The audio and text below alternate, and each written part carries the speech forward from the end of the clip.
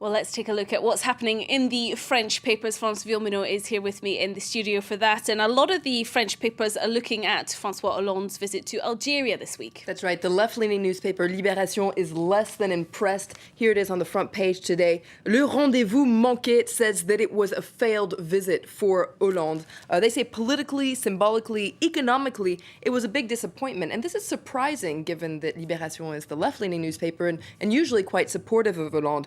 They say that his goal was to smooth out relations with Algeria, to mark a new era. But to do so, he paid a price, and the price he paid was that he avoided touching on any subjects that would upset the ruling powers. He wasn't critical enough of Algerian President Abdelaziz Bouteflika's, what they call his repressive regime, a regime they say is corrupt and more than ever repressive of civil liberties. Not only that, Libération says that Hollande actually sucked up to the Algerian president, saying how great the Algerian economy is. And they say that the main focus, of course, of his visit was business and lucrative deals. And Libération interviews a sociologist. Her name is Nassira Ghenif Souilimas, and she's critical of what she calls Hollande's masquerade, and says that he was more eager to meet Algerian celebrities and jet-setters than intellectuals and symbolic figures of the ties between France and Algeria. Okay, so fairly out there on its criticism, but those papers aren't the only ones that say that this trip just really didn't live up to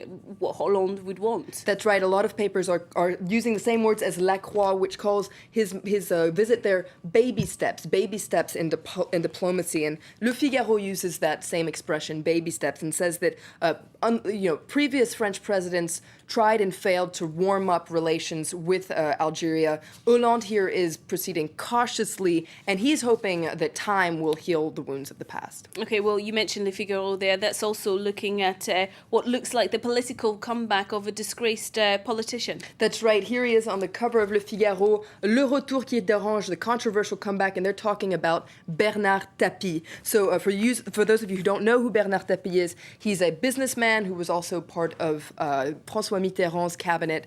He spent some time in jail for shady business deals, and according to Le Figaro, he surprised France by buying one of the country's most important regional press groups. And a lot of people suspect that this is a move to make a comeback in politics. For instance, one of the papers he's got control of is Marseille's La Provence, and so a lot of people see this as a stepping stone to maybe try to become the mayor of Marseille. And according to Le Figaro, a lot of people across the political board are upset by this move. Okay, let's get to the big topic of the day now, Florence. The Mayan Calendar predicted the end of the world for today, and of course it's making front pages. That's right. It's on the front page of Le Parisien. It says the end of the world, but see you tomorrow. So I think the Parisien doesn't really believe today is going to be the end of the world, but they're curious. Why has this prophecy attracted such a huge amount of attention? According to the Parisien, one explanation could be, given the ongoing economic crisis, a lot of people want a new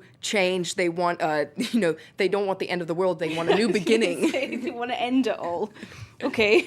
One reason, though, that is getting a lot of attention here in France is because a French town is supposedly going to be spared from all of this. That's right. That's the town of Bucarache in the south of France. And Le Parisien sent some journalists there. And let's just say there's some pretty colorful characters that are interviewed.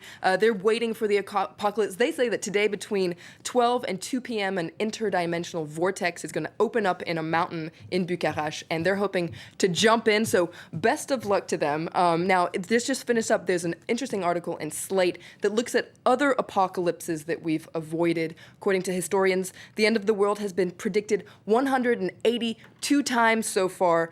So far, none of them have come true. We'll see about this afternoon. But it's a funny read, but for a more chilling story, head to Le Monde's website. They have an article about 9 very real end-of-the-world scenarios, from a nuclear winter to a worldwide pandemic, and also to other fun scenarios that'll help you sleep tight at night. Thank you very much indeed for that, Florence.